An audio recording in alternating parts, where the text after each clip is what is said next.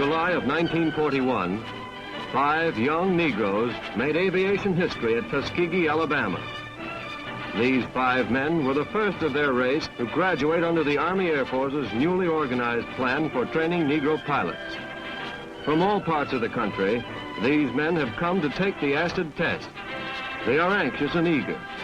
No leniency is shown, and none is asked. After all, each cadet here has passed the same rigid entrance examinations, the same stiff mental and physical requirements as every other cadet. These are just 5 ordinary men learning to fly for their country. These men are representatives of 30 million fellow Negroes, and all 30 million have their eyes and hopes pinned on them. They flew hard, studied hard, and busted buttons, bulging their chests at inspection, and they made the grade.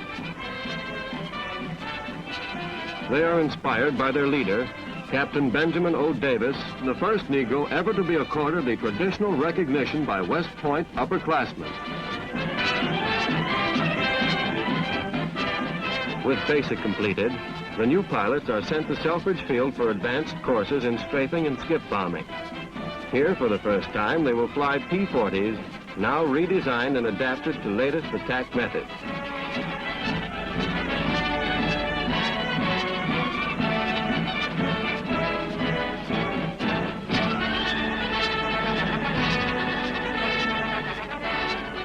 Before their bombing flights over the target range, the pilots gather before headquarters for briefing.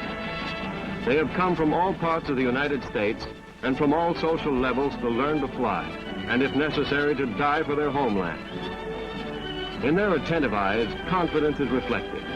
Confidence in their ability to handle the task ahead, confidence arising from the knowledge that they have proven capable of handling our powerful warplanes.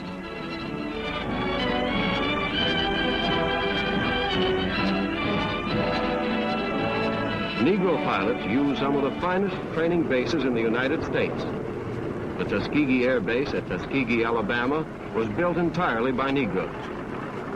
In addition to this $4 million establishment, the Negro training program operates the well-equipped Escorted Air Base in Michigan for advanced training. At Escorted, pilots also step up from the BT-13 trainers to fast, powerful P-40 fighters. The percentage of washouts is no higher than in any other school. Their ability to grasp and utilize mechanical and technical knowledge is unquestioned. The morale is high, bolstered by the knowledge that they are not a part of an experiment. One of the group, Max Ross, ex-inspector in an Ohio steel mill, won recognition for a valiant effort to save his burning plane. Lieutenant Ross was the first Negro member of the famed Caterpillar Club.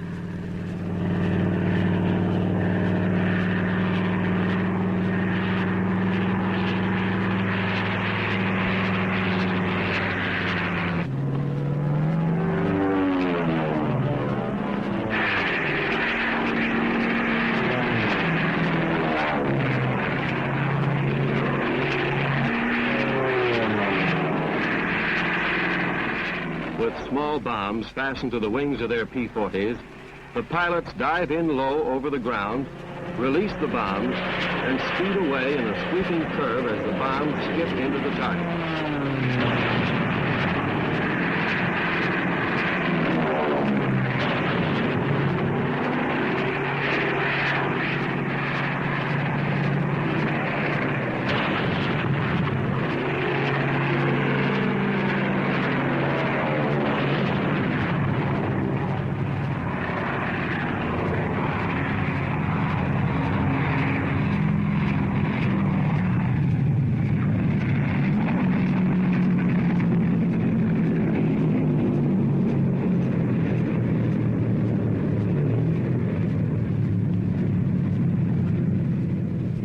Results are soon checked, and the deadly accuracy of these young pilots calls for a hearty congratulations all around.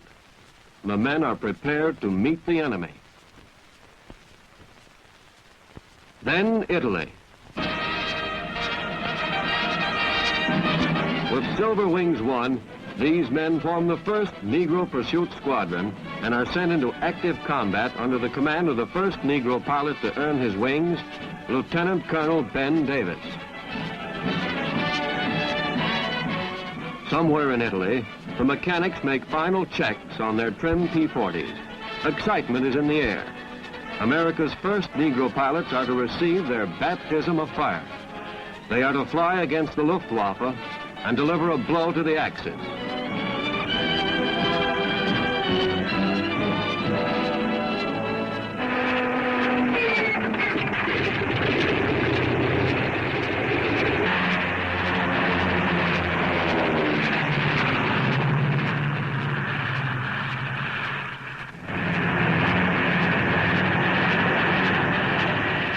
Bouncing down the improvised metal runway, they head straight for the enemy target, an old, well-fortified Italian city.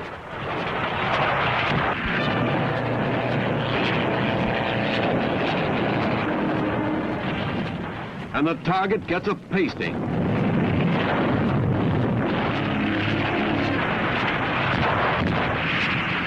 For this and other excellent work, the Negro Fighter Squadron has won a group citation from the Commanding General of the Air Forces.